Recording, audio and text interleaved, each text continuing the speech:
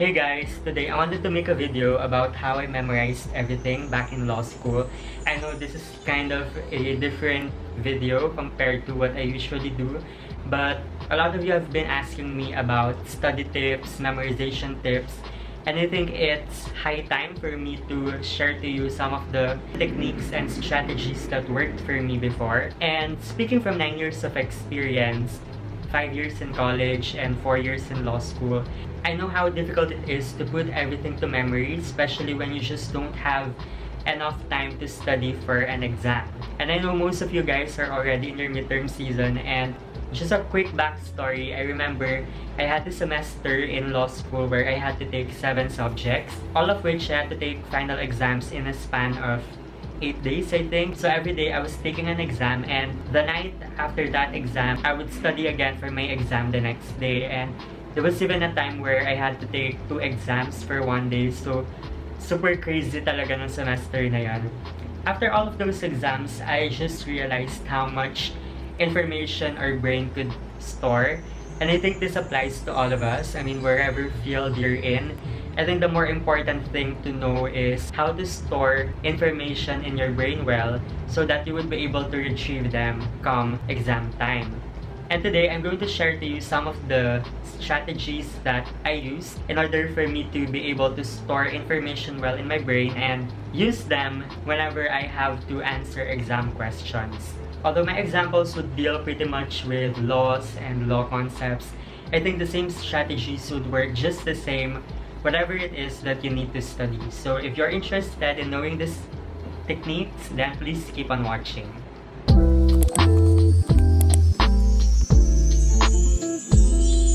So in this video, I'm going to share to you how I memorize definitions, concepts, enumerations, comparisons, and long codal provisions.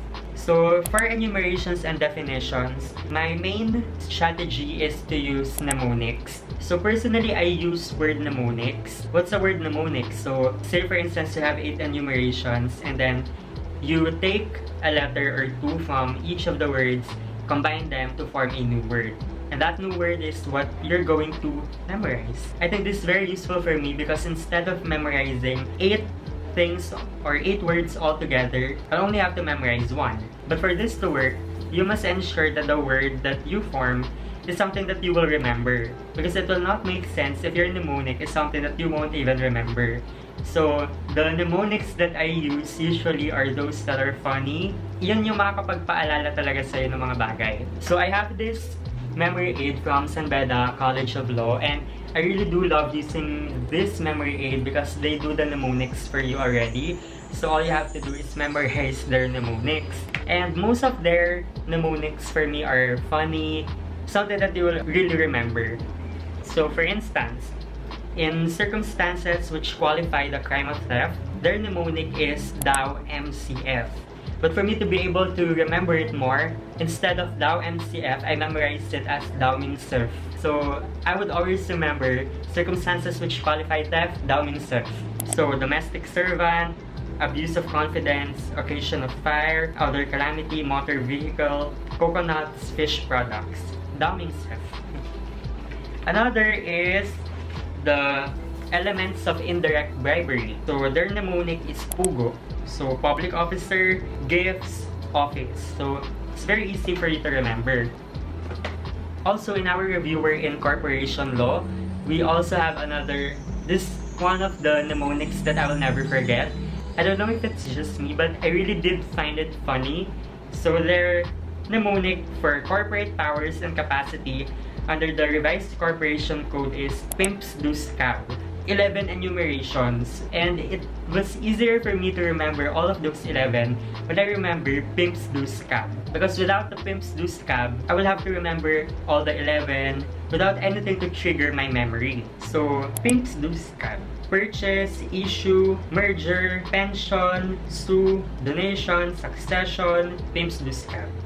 So another strategy that worked for me is the use of associations. So I associated the thing that I need to know or to remember with a certain person or a thing or a place. And it also works best because I would just have to remember this person or this thing. Then I would know that, oh, this is what it is all about.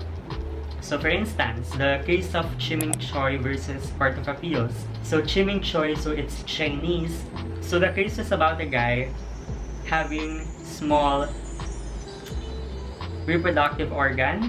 His wife filed a case for nullity on the ground of psychological incapacity because it's very easy to associate the case of Chiming Choi to something, and that something would trigger a lot of information about that case. Another case where I used association was the case of Republic versus Kagandahan. So Kagandahan, I associated it with a girl, which is partially true because that case started out with a person who was registered in his birth certificate as female, but eventually through time he developed male characteristics, and without any human intervention, he identified himself as male. So he wanted to change his birth certificate so that his name, instead of Jennifer, would be changed to Jeffrey, and his sex would be changed from female to male.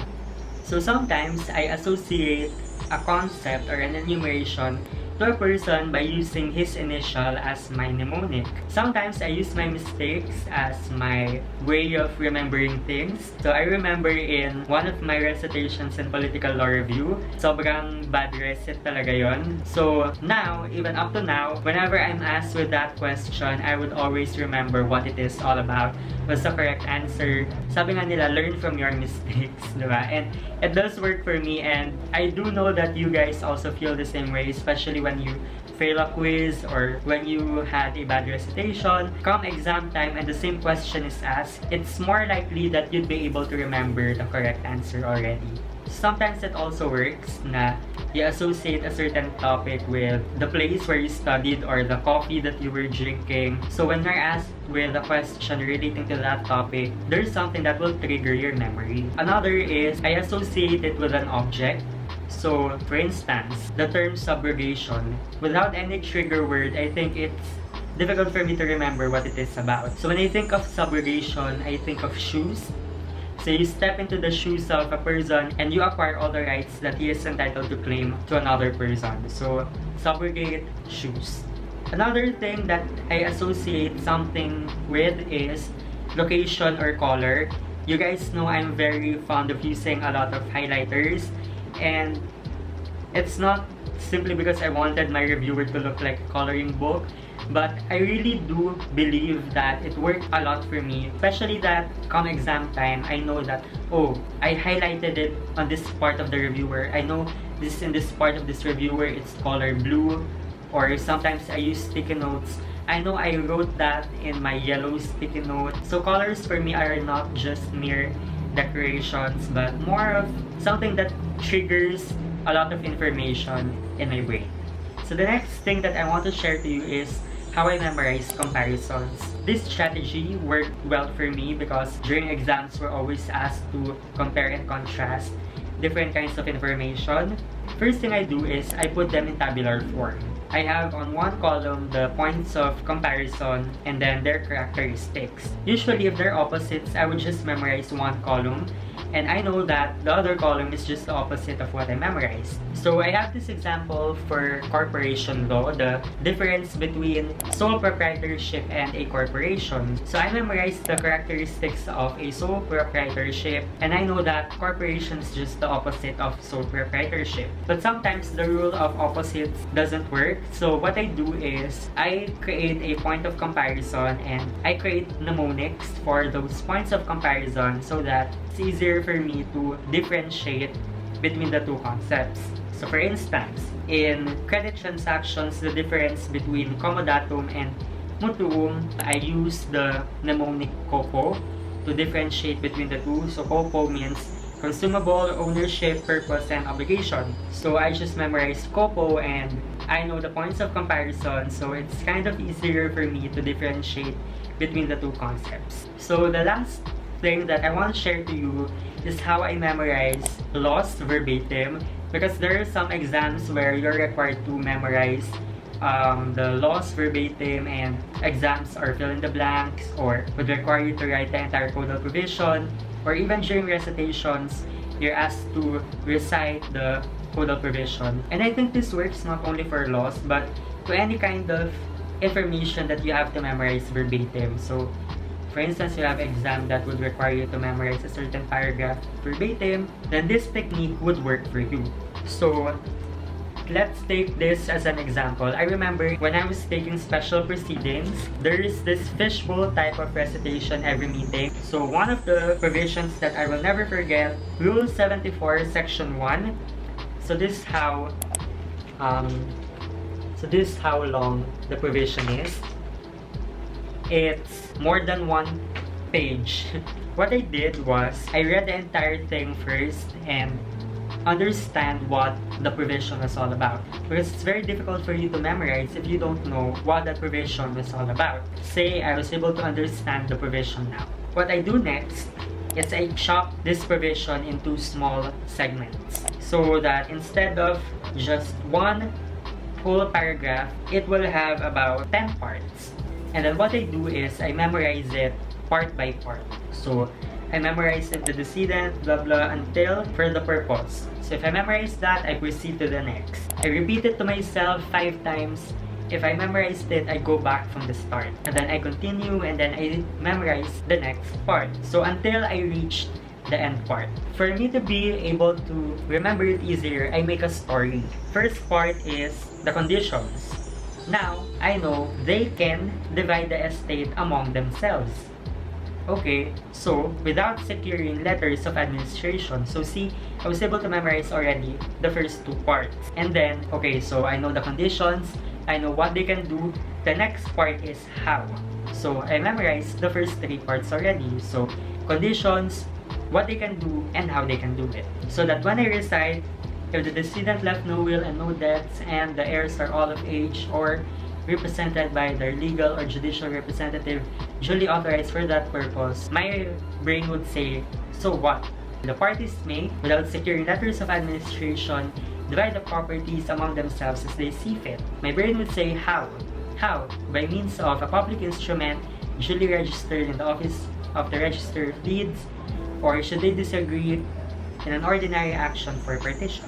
So that's what I do in order for me to memorize it. And then, I repeat and repeat and repeat before sleeping, upon waking up. I know it's very OA, pero repetition is key talaga for you to be able to memorize these kinds of concepts. What I do after I memorize is I write down the things that I memorized on a sheet of paper. Well, just to test myself if I really did memorize the things that I needed to memorize. So, for instance, in my corporation law class, I wrote down I have so much notes because after I memorize a certain provision, I write it down, and come exam time, this is only the thing that I would refer to whenever I need to refresh my memory. So it works because they say the more senses that are working, the easier for you to retain the information. So basically that's it for my memorization tips. I hope it helped you, and I hope you were able to get some things to help you get through your midterms and eventually your finals week. So good luck with your exams and good luck with online classes. I hope you guys are still doing well and managing the stress that online classes are giving you. And if you did like this video, please don't forget to click the like button and subscribe to my channel for more productivity and study tips. So I'll see you guys in my next vlog. Bye!